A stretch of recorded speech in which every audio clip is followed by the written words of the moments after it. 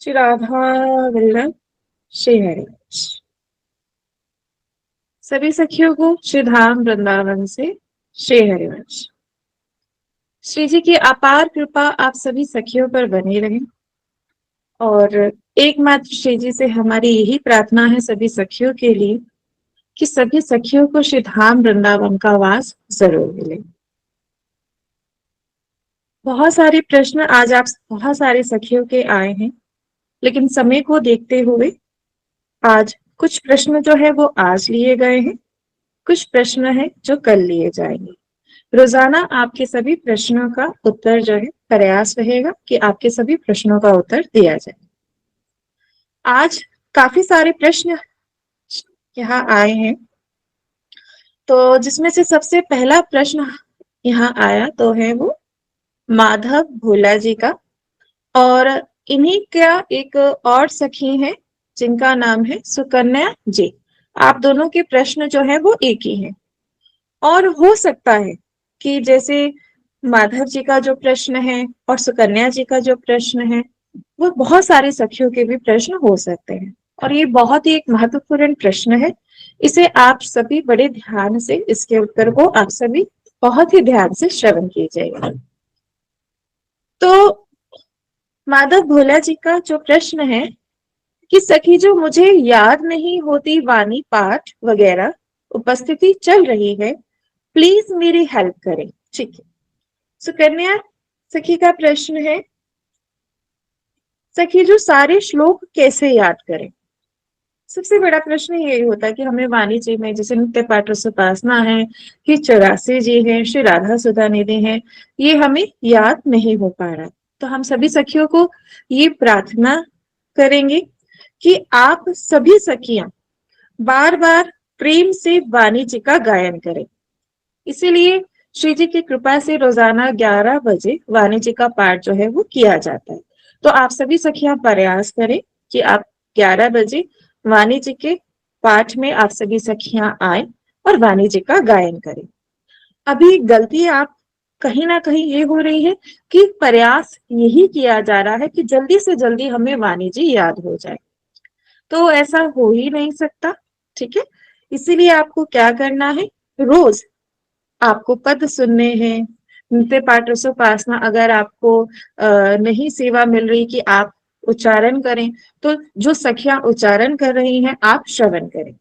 और एक बहुत ही अहम बात आपको बताने जा रहे हैं, जो भी सखियां चाहती हैं कि हमें वाणी जी का बहुत अच्छे से हमें सारी वाणी जी जो है याद हो जाए, तो आप जो है श्री सेवक वंदना कीजिए।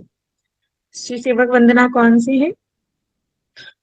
प्रथम श्री सेवक पद सिर नाउ, प्रथम श्री सेवक पद सिर नाउ, करहु कृपा श्री दामोदर मों पे, श्री हरिवंश चरण रति पाओ, प्रथम श्री सेवक पद सिर नाउ, प्रथम श्री सेवक पद सिर नाउ, गुण गंभीर व्यास नंदन के, तुम पर साध सुजस रस गाऊं, नागरिदास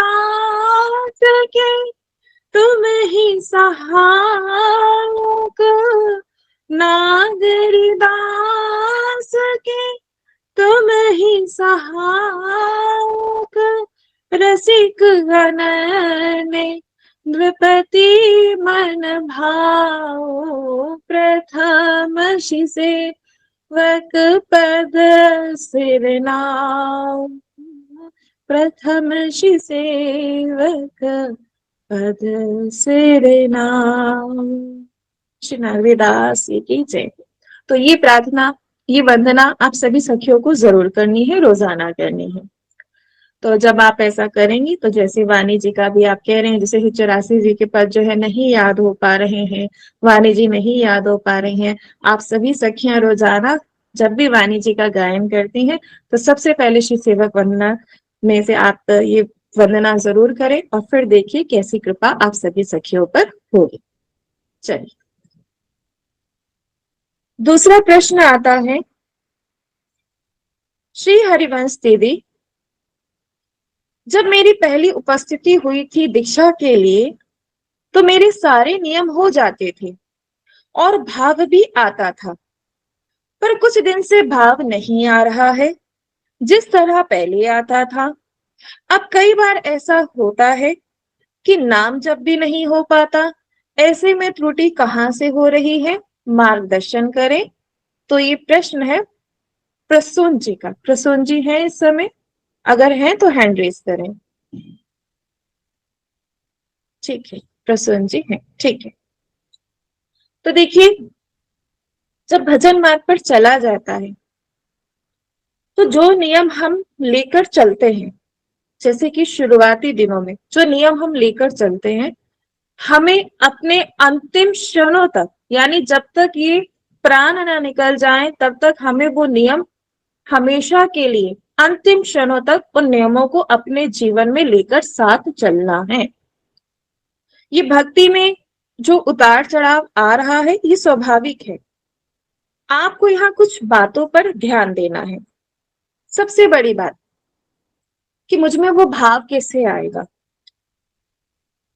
हमने पिछली बार भी आप सभी सखियों को बताया था, जो ये आप सभी सखियां यहाँ जुड़ी हैं ना श्री धाम वृंदावन से, श्री सदगुरुदेव भगवान से आप सभी सखियां जुड़ी हैं, तो ये भाव को उदय करने के लिए ही आप जुड़ी हैं। और ये भाव ऐसे नहीं कि कहीं से हम जाएंगे और हमें प्राप्त हो जाएगा, पर हाँ ऐसे बहुत रसिक संत हैं, ऐसे बहुत सखियां हैं कि आप संग करेंगे तो ये भाव जो है आपके हृदय में जरूर उदय होगा। लेकिन बस आपको ये बात ध्यान रखनी है कि भाव के पीछे नहीं भागना, आपको नियम पकड़ना है। ठीक है, हमें भाव के पीछे नहीं भागना, हमें क्या करना है, नियम पकड़ना है। क्योंकि जब आप नियमित रूप से आप सत्संग श्रवण करेंगे, नियमित रूप से आप वाणी जी का गायन करेंगे, तो वो भाव अपने आप आपके हृदय में प्रकट हो जाएगा। लेकिन अभी गलती क्या हो रही है, अभी गलती ये हो रही है कि मुझे जो है इतना करना ही करना है ना। हम पहले जो लक्ष्य है ना, अपने छोटे छोटे लक्ष्य रखें। जैसे कि अभी आप सभी सखियों को लक्ष्य दिया गया है 10,000 नाम जप का, लेकिन उसमें से भी कुछ सखियां जिनका हमारे पास रिप्लाई आया कि दीदी हम 10,000 नाम जप नहीं कर पाते। कोई बात नहीं, आप नहीं कर पा रहे हैं, कोई बात नहीं, आप 5,000 कीजिए। 5,000 भी नहीं हो रहा, कम से कम 2,000 नाम जप तो आप कीजिए, लेकिन नियम से कीजिएगा। जैसे हमने एक हफ्ता 2,000 नाम जप किया, फिर थोड़े दिनों बाद उस नाम जप को आप बढ़ाते रहेंगे। क्योंकि अभी जो त्रुटि हो रही है, जो भाव पहले था वो अब नहीं है, उसका एकमात्र कारण ही यही है कि हमसे त्रुटि हुई है, दिनचर्या हमारी बिगड़ी है। दिनचर्या बिगड़ी तो भाव भी बिगड़ेगा। इसीलिए विशेष रूप से गुरुदेव हमें कहते हैं कि साधक को अपनी दिनचर्या पर विशेष रूप से ध्यान देना चाहिए, और यही कहीं ना कहीं त्रुटि हो रही है। सत्संग को नियमित रूप से आप सभी को श्रवण करना, खुद को दोष नहीं करने देना कि हम खुद को दोष दें। हमारी बात सभी समझिए, जब हम भी इस मार्ग पर श्री जी की कृपा से जब इस मार्ग पर चले थे तो दिनचर्या नहीं बन पाती थी, बिल्कुल कोई भी दिनचर्या नहीं, कोई नियम नहीं। और जब दूसरी सखियों का संग होता था तो देखते थे, उनका भाव देखते थे तो रोना आता था कि क्या करें, हम पर ऐसी कृपा कब होगी कि हमारा भी ऐसे भाव पुष्ट हो जाए। सच में बहुत रोना आता था। और हमें लगता है कि यहाँ तक अगर आज श्री जी की कृपा से श्री जी जो लेकर आए हैं यहाँ तक पहुंचे हैं, तो किस इसका केवल केवल एकमात्र, जब भी हम गिरते थे ना, कई बार गिरे, ऐसी बात नहीं है कि बस 2-4 बार गिरे, नहीं, कई बार गिरे, कई बार, कई बार। लेकिन अगर आज भी संग अगर गलत हो जाए तो साधक गिर जाएगा, ऐसा नहीं कितने वर्ष हो गए, नहीं, कई बार गिरे। लेकिन आपको पता है जब हम गिरते थे तो हम सामने अपनी श्री जी को देखते थे, हम रोते थे कि हम यहाँ ऐसे क्यों गिरे, आप हमारे सामने हो, हम आपके हैं। सबसे बड़ी बात, विशेष बात इसको जीवन में ध्यान रखना। हम आपके हैं, हम कैसे गिरे आप संभालो, हम नहीं संभाल सकते खुद को, बस इतना कर लीजिए। हम आपके हैं। अब बोले नहीं दीदी अभी हमारे मन में ये भाव है ही नहीं कि हम आपके, अभी कहीं ना कहीं वो संसार का चिंतन आ रहा है, कोई बात नहीं, झूठ ही बोलो, हम आपके हम आपके, हम अभी भाव में नहीं है ना, आप बोलिए, जिब्बे ऐसे बोलिए हम आपके हैं आपके हैं। एक झूठ को भी 100 बार बोला जाए ना, उससे भी सच माना जाता है। और यहाँ तो ये बोलने, केवल बोलने मात्र से, केवल बोलने मात्र से एक दिन ऐसा आएगा कि आप ऐसे रोगे कि वो आपके सामने होंगे, वो आपको दुलार करेंगे, आप रोगे कि मुझसे नहीं हो पा रहा, मैं गिर रहा हूं, मैं बार बार गिर रही हूँ, पता नहीं ऐसा क्यों हो रहा है, मुझे संसार का चिंतन आ रहा है, मुझे अभी भी विषय भोग जो है अच्छे लग रहे हैं, बार बार मैं गिर रही हूँ, मुझे कैसे मैं बचूं। तो आप देखना, आप सभी देखना, जब आप रोगे सामने आपके, अब सामने श्री जी को देखना, हम कैसे, अपनी तरफ दृष्टि नहीं, हम ऐसे हैं, बिल्कुल भी दृष्टि नहीं, हम जिनके हैं यहाँ, ये सबसे बड़ी बात है, हम आपके हैं, हम आपके, यही सबसे बड़ी बात, यही सबसे बड़ी बात। हाँ, अपनी तरफ से कोई त्रुटियां नहीं, जैसे कि दिनचर्या, हमें बताया गया है सुबह ब्रह्म मुहूर्त में हमें उठना है, हम ब्रह्म मुहूर्त में उठेंगे, नाम जप, नाम जप करेंगे, ठीक है, वाणी जी का गायन पाठ, जो बताया गया है, जो नियम बताया है उसे हम, और हम सच में एक बात, हम अगर आपको एक सच्ची बात अगर बताएं, अगर जो साधक अपनी दिनचर्या को अच्छे से निभाता है, सच में उसका भाव नहीं बिगड़ पाता, हमारी त्रुटियों की वजह से ही हमारा भाव बिगड़ता है। तो अब प्रसून जी आप अपना माइक ऑन करेंगे। श्री हरिवंश, श्री हरिवंश,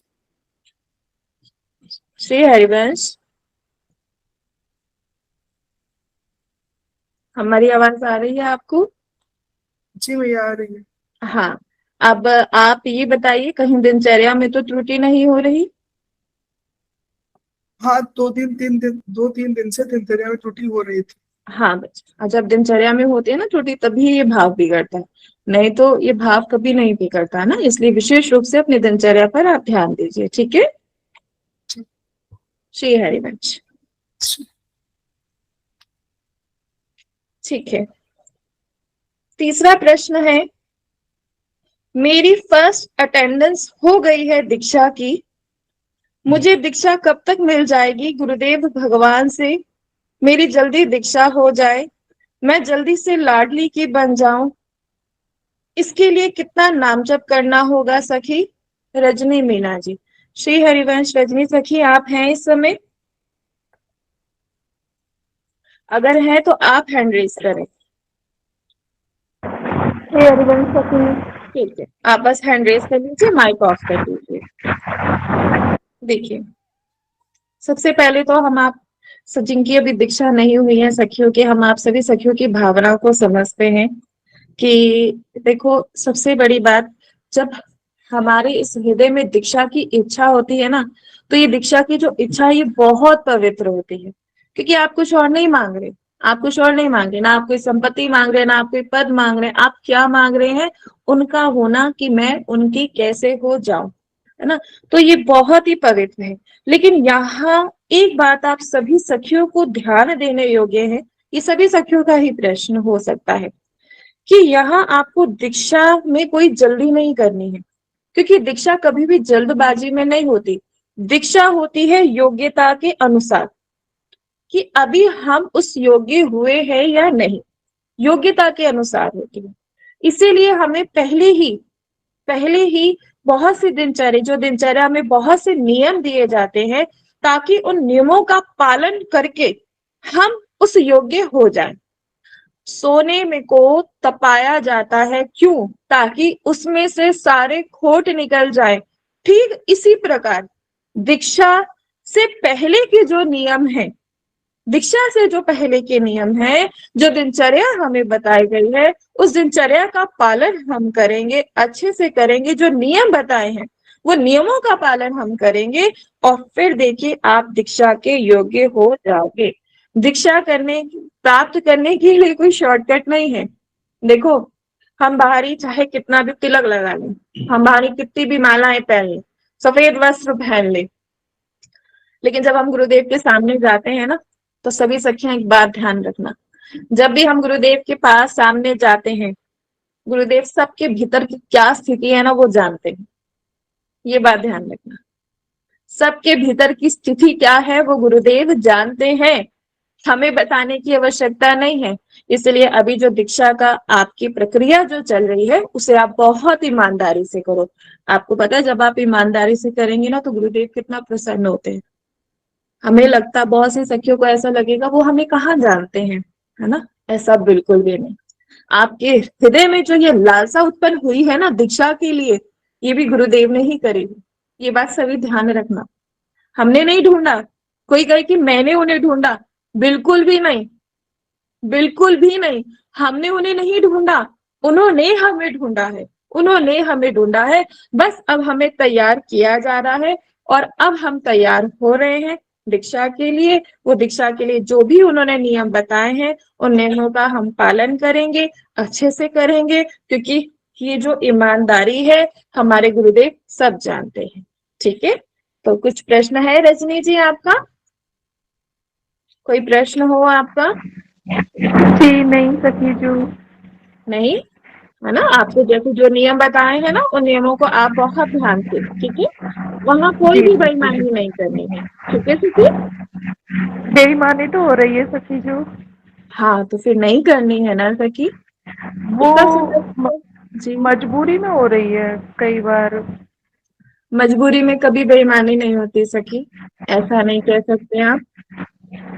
जैसे छोटा बच्चा है, कई बार दिनचर्या बिगड़ जाती है बच्चे के साथ में, और सिंगल मदर हूँ मैं, फिर जॉब भी है साथ में, सारे काम मैं ठीक सिंगल है, ही करती हूँ, इस ठीक वजह है से सखी। ऊपर नीचे हो जाता है। सखी अच्छा, आपसे आप ठीक है, हम मानते हैं पहली बात, श्री जी आपके साथ में, ठीक है, जी श्री जी आपके साथ हैं। और दिन में सखी 2 घंटे तो सभी को मिलते हैं, नहीं मिलते 2 घंटे हम निकाल सकते हैं। अभी आप अपने मानसिक तनाव के कारण आप नहीं कर पा रहे हैं, हमें जैसा लगता जी सखी जी। है ना? तो किस बात का जी आप हमें हमें सभी को मानसिक तनाव है ना, बिल्कुल भी कोई मानसिक तनाव नहीं किसी चीज का भी, ठीक है? एक जी दिन सखी। नहीं ना सके, बहुत बल मिलेगा। यहाँ तक कि जो अभी जैसी परिस्थितियां आपके, है ना, कि आपके जीवन में नहीं हुई है, तो अगर आप नियम करेंगे तो ये सारी जो भी प्रतिकूल परिस्थितियां हैं, जो भी मन आपका विचलित हो रहा है, केवल नियम करने मात्र से आपका मन जो है वो एकदम शांत हो जाएगा। ठीक है सखी? चलिए जी सखी जी। ठीक है, श्री हरिवंश सखी, श्री हरिवंश। ठीक है, अब एक प्रश्न है हमारे पास नीलम सखी का। क्या अष्टयाम सेवा हम केली कुंज ऐप से भी कर सकते हैं या बुक से ही जरूरी है? नीलम सखी है श्री हरिवंश? नीलम सखी है इस समय श्री हरिवंश? नहीं है, ठीक है। ये प्रश्न जो है अब देवान सखी का, ये इस प्रश्न ने सच में तो बहुत ही सुंदर आपका प्रश्न, कि जब प्रेमी प्रेम में आगे बढ़ता है तब उससे वह खुद तृण से नीच क्यों नजर आने लगता है? ऐसा क्या कृपा होती है? देखिए, जब प्रेमी प्रेम में आगे बढ़ता है ना तो वो निर्बल हो जाता है, वो अपने अहंकार को प्रभु के चरणों में समर्पित कर देता है। उसके हृदय में किंचित मात्र भी अहंकार नहीं रह जाता, किंचित मात्र भी। वो अगर रह जाता है उसके हृदय में तो केवल केवल एकमात्र सिर्फ प्रेम। बहुत ही सुंदर दुर्दास जी वर्णन करते हैं 42 लीला में, कहते हैं कि जेही तन बन गरजत रहे अद्भुत केहरी प्रेम, तामे पावे रहन क्यों गज मिहेंग मृग नेम। ध्रुवदास जी कहते हैं कि जिस भाग्यशाली, पहले तो वो भाग्यशाली है जिसके हृदय में ये प्रेम उदय हो रहा है, उसके भाग्य की क्या सराहना की जाए कि उसके हृदय में प्रेम उदय हुआ। और बोले ये अद्भुत प्रेम रूपी सिंह जब गर्जना करता है उसके हृदय में, तो बोले वहां नेम रूपी ये गज मृग विहंग बोले वहां नहीं रहने पाते, ये काम क्रोध लोभ लोभ मत्सर ये सब वहां से गायब हो जाते हैं। क्यों? क्योंकि अब सिंह की गर्जना, और कैसा सिंह? प्रेम रूपी सिंह गर्जना कर रहा है। जहां प्रेम का राज्य है, बोले वहां अन्य रस नहीं रह पाता, वहां कोई अन्य रस नहीं रहेगा जहां प्रेम राज्य है। एक सबसे बड़ी बात, इस शरीर से आसक्ति खत्म करना सबसे मुश्किल है, क्योंकि शरीर को अपना माने बैठे हैं, शरीर का राग जाना बहुत ही मुश्किल। लेकिन जो प्रेमी है, बोले वो ये भी राग खत्म कर देता है। उसे अपनी शरीर की भी सुध बुध नहीं रहती, बिल्कुल नहीं रहती। वो रोता है किसके सामने? श्री जी के सामने।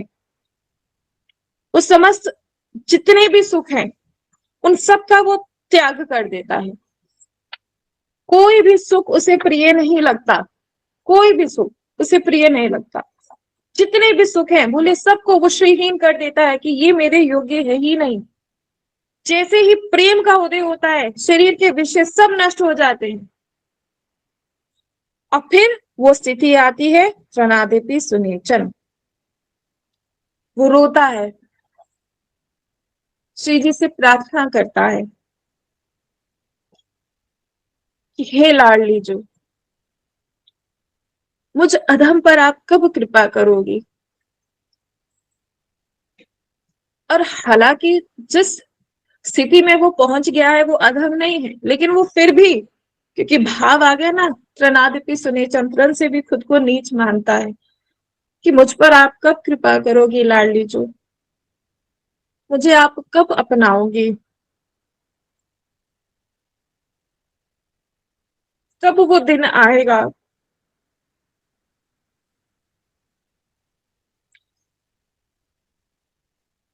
जब आप मेरे सामने होगी,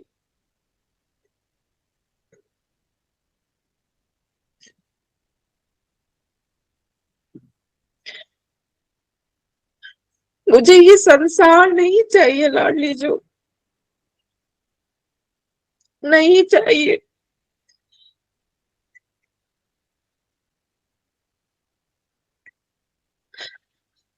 केवल केवल एकमात्र आप ही।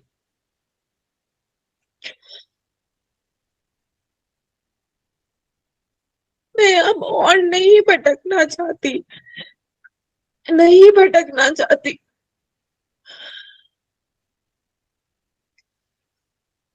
मुझे बस आप ही चाहिए, सिर्फ आप।